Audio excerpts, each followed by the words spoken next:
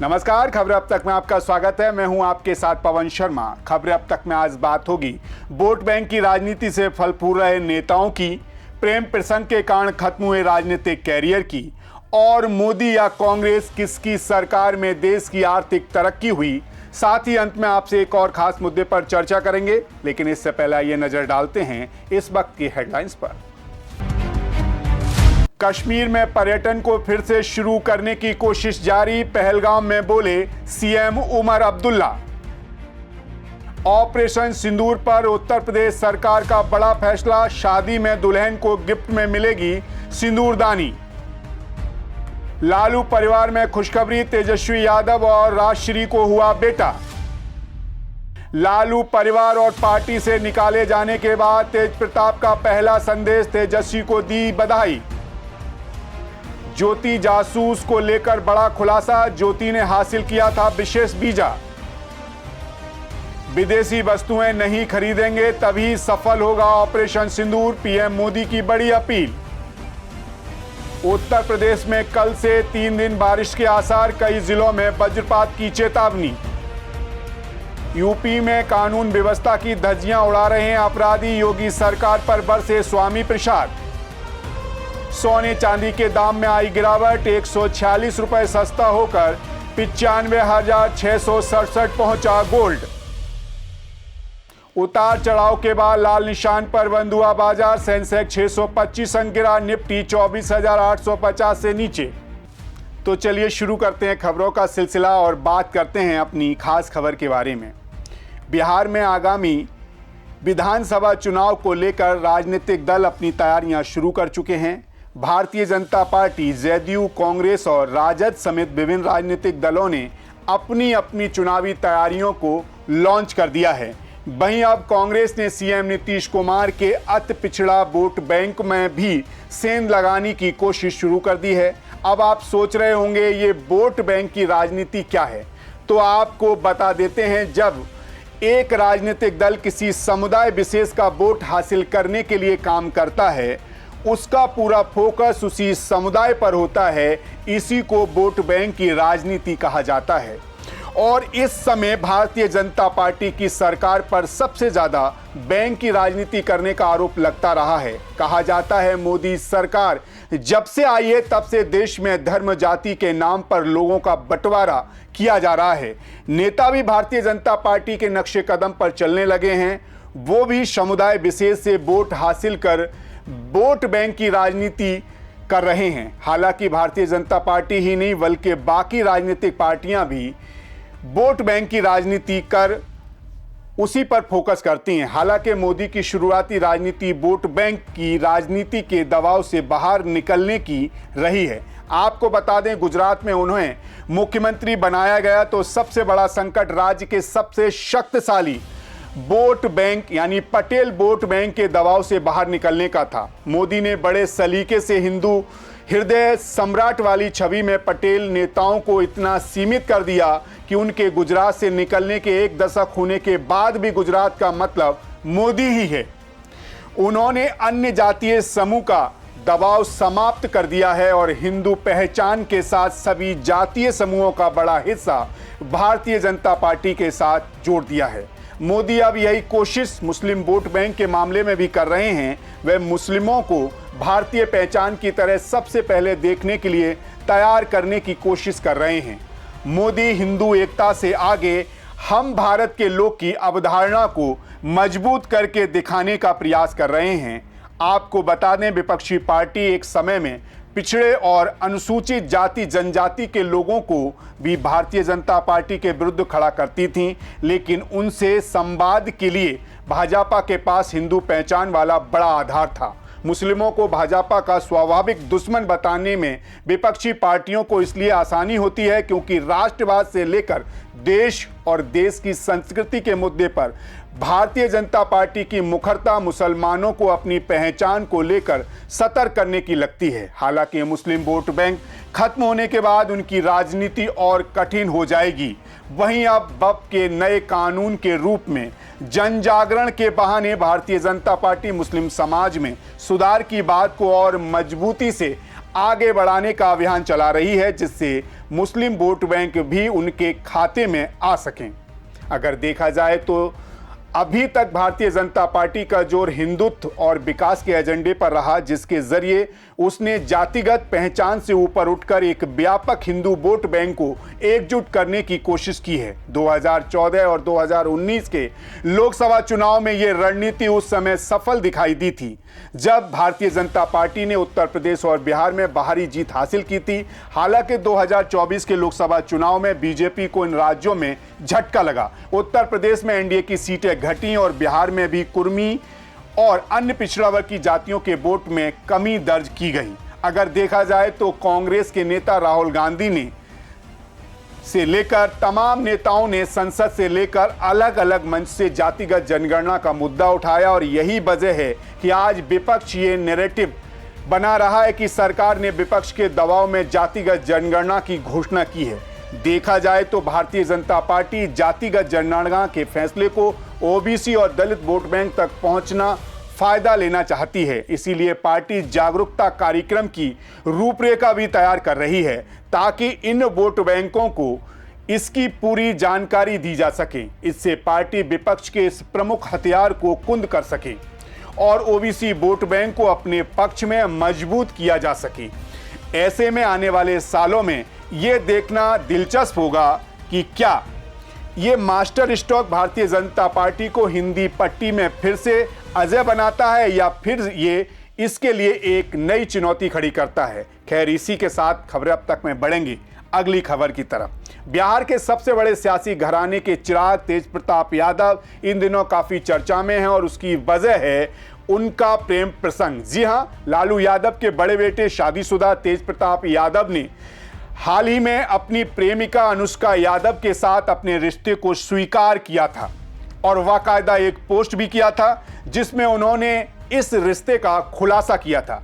इसी के साथ राजद प्रमुख लालू यादव ने तेज प्रताप यादव को 6 साल के लिए पार्टी से बाहर का रास्ता दिखा दिया, यानी कि अपने प्रेम के चलते तेज प्रताप को पार्टी से हाथ धोना पड़ा।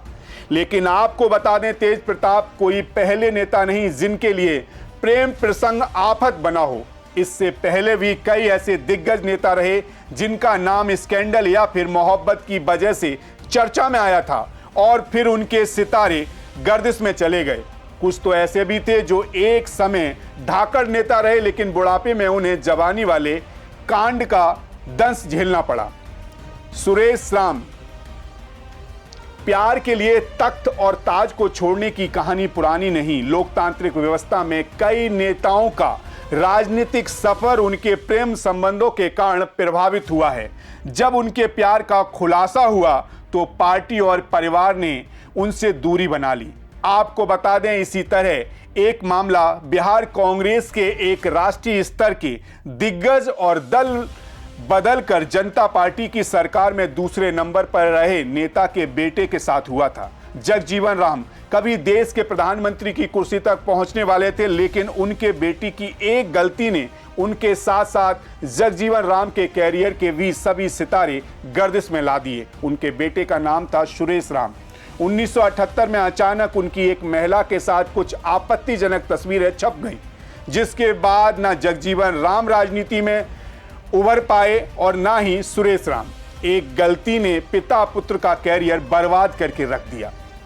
नारायण दत्त तिवारी, जिनका नाम तो आपने सुना होगा, उत्तर प्रदेश के साथ वो उत्तराखंड के मुख्यमंत्री रहे। नारायण दत्त तिवारी एक समय कांग्रेस का बड़ा नाम हुआ करते थे।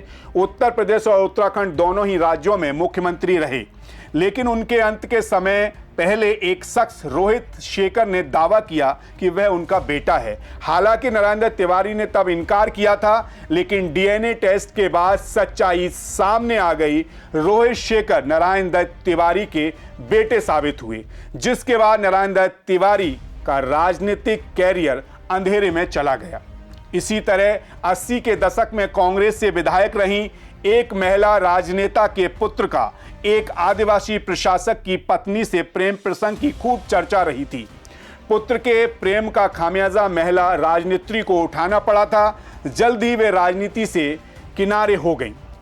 चांद मोहम्मद फिजा, ये भी कहानी आपने सुनी होगी।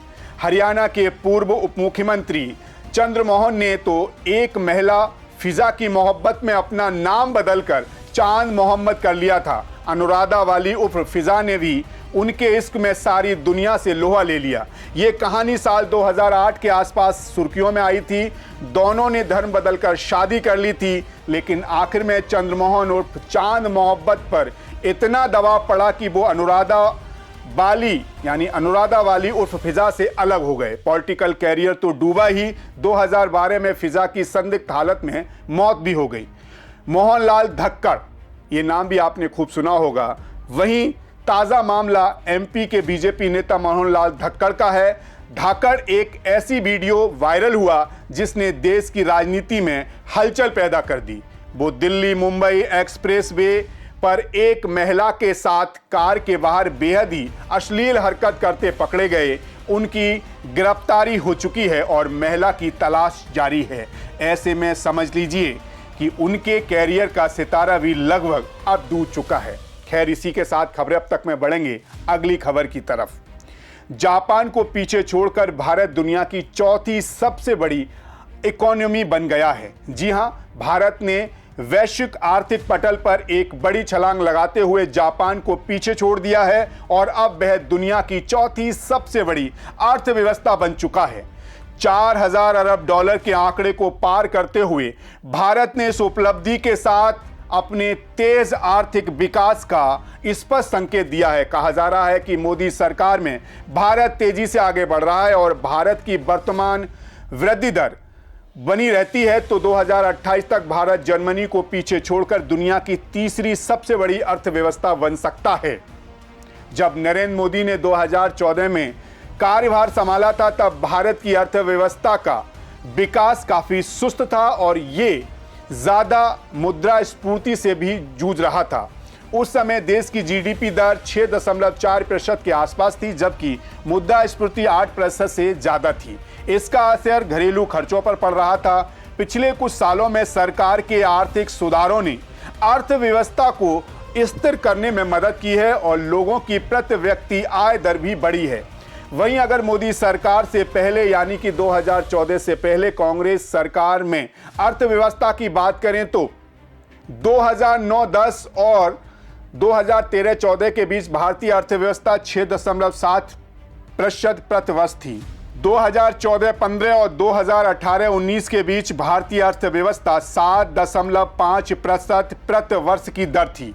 2011-12 में सकल घरेलू वित्तीय बचत 13% प्रति वर्ष की दर से बढ़ रही थी। 2017-18 में वह प्रति वर्ष 11.94% बढ़ी।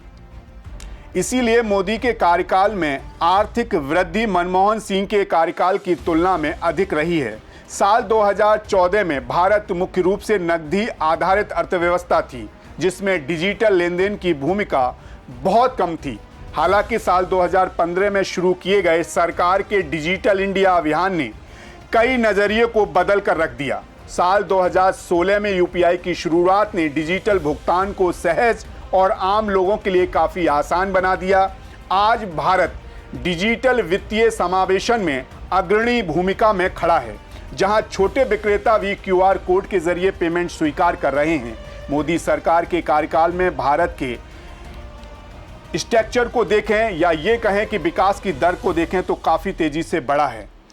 भारतमाला और सागरमाला परियोजनाओं के शुभारंभ ने सड़क और बंदरगाह के बुनियादी ढांचे को बढ़ा दिया है। इससे छोटे शहरों में हवाई यात्रा आसानी से उपलब्ध हो गई है। साल 2025 तक सरकार का लक्ष्य 500 कौशल भारत केंद्र स्थापित करना है, जो एआई, रोबोटिक्स और डेटा विज्ञान जैसी उभरती प्रौद्योगिकी में प्रशिक्षण प्रदान करते हैं। इससे युवाओं की रोजगार क्षमता में सुधार होता है। खैर, जाते जाते आपको और एक अहम मुद्दे से रूबरू कराते हैं।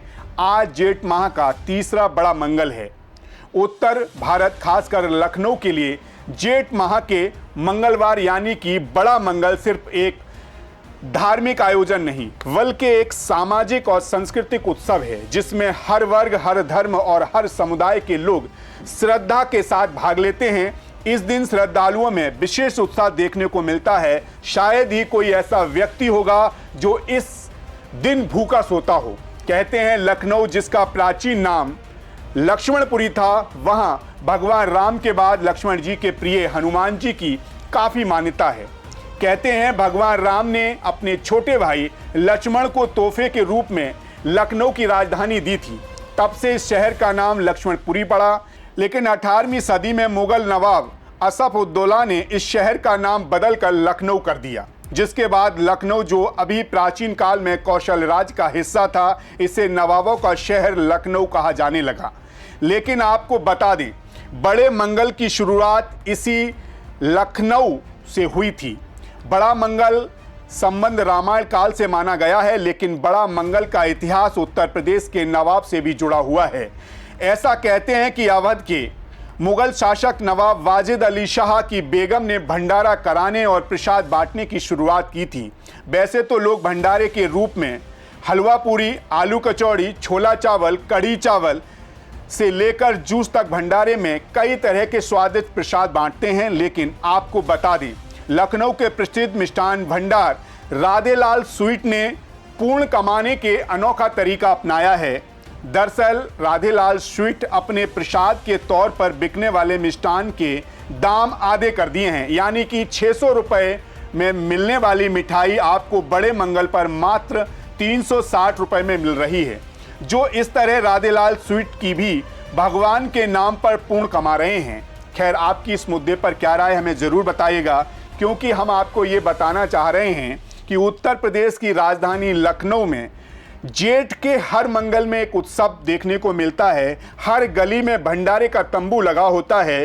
कोई यहाँ पूड़ी बांट रहा होता है, तो कोई बूंदी बांट रहा होता है, कोई आइसक्रीम बांट रहा होता है, तो कोई जूस बांट रहा होता है, कोई बड़ा व्यक्ति तरह तरह के व्यंजन बांट रहा होता है, तो कोई पानी पिला रहा होता है। ये उत्सव केवल उत्तर प्रदेश की राजधानी लखनऊ में ही देखने को मिलता है। अगर ऐसा उत्सव आपको किसी और शहर में देखने को मिलता है तो हमें ज़रूर कमेंट करके बताइएगा।